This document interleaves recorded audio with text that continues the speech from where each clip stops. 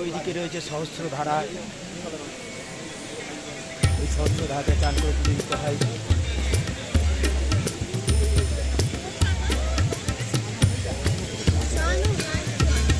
সহস্রধারা মুক্তিনাথের বিখ্যাত সহস্রধারা, বিখ্যাত এবং পবিত্র সহস্রধারা। ওই ওপর থেকে জল নেমে আসছে, সেটাকে সহস্রধারা দিয়ে, এই সহস্রধারাতে চান করলে নাকি মনস্কামনা।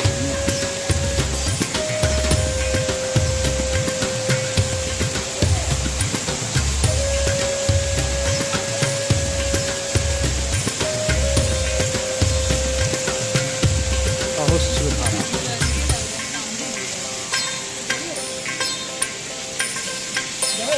এই যে মুক্তিনাথ। হ্যাঁ হ্যাঁ হ্যাঁ, আগে আগে পুজো দিয়ে তারপরে এখান দিয়ে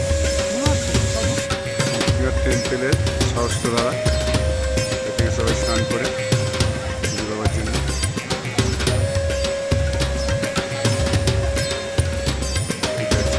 টেম্পেল